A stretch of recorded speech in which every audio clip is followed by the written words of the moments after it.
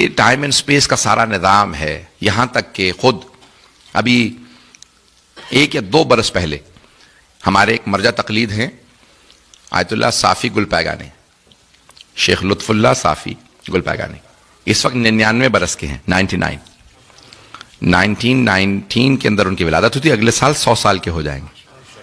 اور آیت اللہ برجردی کے دفتر میں تھے اور انہی کے کہنے پہ انہوں نے بہت سی کتابیں بھی لکھی، منتخب الاثر، بڑی بڑی کتابیں لکھی. تو ابھی ایک پوری بحث چل رہی تھی سوشل میڈیا کے اوپر کہ واقعاً آئنسٹائن نے کبھی کوئی خط لکھا تھا آیت اللہ برجردی کو؟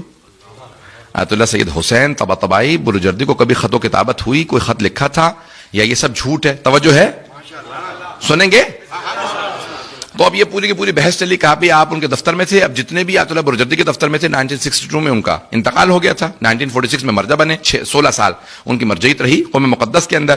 تو آپ ابتدا سے ان کی مرجعیت کے ان کے دفتر میں تھے اور ان کے انتقال کے بعد تک آج تک صرف آپ ہی زندہ ہیں، باقی کوئی دفتر کا آدمی زندہ نہیں ہے. پتہ نہیں توجہ ہے یا نہیں. ایسا کبھی آپ کے سننے میں آیا تھا؟ باقاعدہ پورا ایرانی میڈیا پہنچا، ان سے سوال کیا، انٹرویو لیا کہ کبھی آغا برجردی سے آئنسٹائن کی خط و کتابت ہوئی، یہ بات سچ ہے یا جھوٹ ہے؟ یہ جو بہت سی سوشل میڈیا پہ تصویریں ان کا ملاقات کبھی نہیں ہوئی، تصویریں ساری غلط ہیں، لیکن خط و کتابت تھی، ایک خط نہیں. آپ تو بہت ہی گھبرا کے سن رہے ہیں حضرات. اتنا گھبرانے کی ضرورت نہیں ہے. کہا کہ ایک خط نہیں آیا، خط و کتابت تھی، مسلسل خط لکھتا تھا، جواب اس کو آغا برجردی لکھتے تھے. اور یہ جو پوری بحثیں کی جا رہی ہے کہ شاید آئنسٹائن آخر میں مسلمان ہو گیا ہو اور اسی لیے اس کو باقاعدہ پوری اسکرین سے غائب کیا گیا، یہ کہا کہ باتیں بالکل صحیح ہیں. کہا کہ کیوں؟ کہا کہ اس نے خط لکھا تھا، اس نے ایک خط لکھا آغا برجردی کو. سنیں گے؟ کہ اس نے آغا برجردی کو خط لکھا. کہ میں تمام دنیا کے بڑے بڑے ادیان کے جتنے ماہرین ہیں سب کو میں نے خط لکھا، ہندوؤں کو لکھا، بدھ مت کے مالوں کو لکھا، یہودیوں کو، خود یہودی تھا، یہودیوں کو لکھا، سب سے چیف رہبائی کو لکھا. کہ میں نے آرچ بشپ کو لکھا، عیسائیوں کے جتنے بھی فرق و مذاہب ہیں، کیتھولک ہوں، پروٹیسٹنٹ ہوں، آرتھوڈاکس ہوں، سب کو خط لکھا. ایک ہی سوال کرنے کے لیے، اسپیس میں جانے کے لیے وہ نظریہ دے رہا تھا. کوئی جا سکتا ہے یا نہیں جا سکتا؟ اسپیس میں کوئی جا سکتا ہے یا نہیں جا سکتا؟ توجہ، سارے مجمع کی توجہ. کہ اسپیس میں جا سکتے ہیں یا نہیں جا سکتے؟ کہ مجھے کوئی جواب نہیں دے سکا. میں نے مسلمانوں کی طرف رجوع کیا، جامعۃ الازہر میں خط لکھا.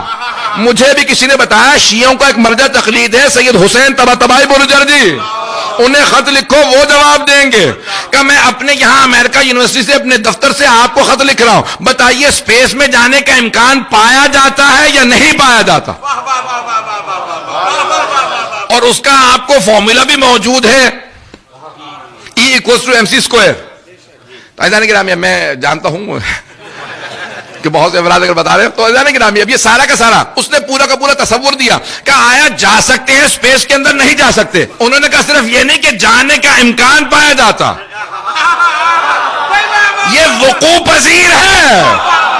اگر مجمع ہو میرے ساتھ، کہ ایسا نہیں کہ صرف امکان ہے بلکہ ایسا ہوا. کہ آپ کہاں سے بات کر رہے ہیں، مجھے دلیل دیجئے.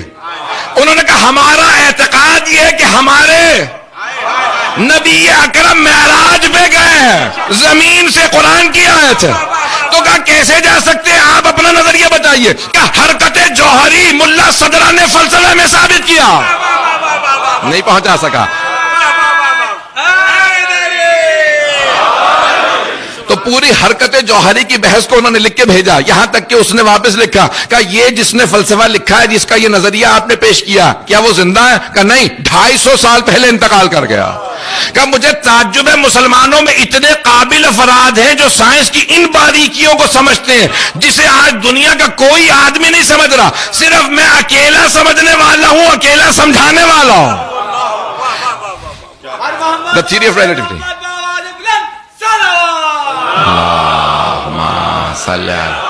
محمد.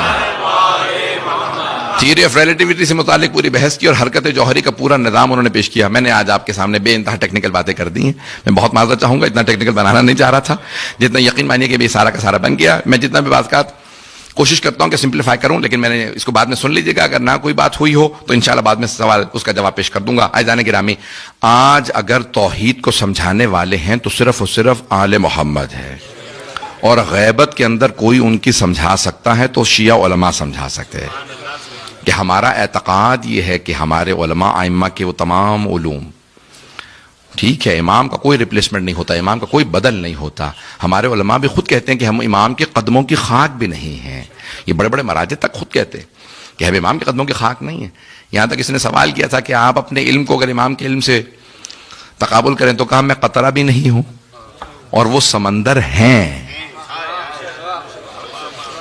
کرس موٹیمر ایک برطانیہ کے انگریز ہے, کانورٹ ہے, شاگردوں میں ہے, بہرحال کانورٹ ہے. اس سے کہا کسی نے کہ بھئی آپ شیعہ کیوں ہوئے؟ کہا کہ اہل بیت کی وجہ سے. اور جب میں نے کتاب التوحید پڑھی, اہل بیت علیہ السلام کی جو توحید سے متعلق خطبے ہیں, 1000 سال سے زیادہ پرانی کتاب ہے, شیخ صدوق نے لکھی, جو ائمہ کے خطبے, تو میں ہمیشہ سوچا کرتا تھا شیعہ اہل بیت کے اتنے فضائل کیوں پڑھتے ہیں.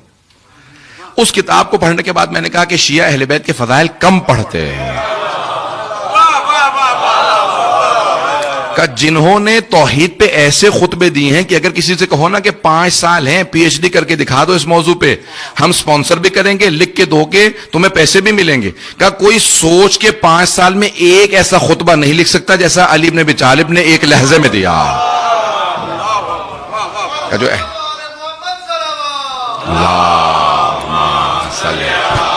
محمد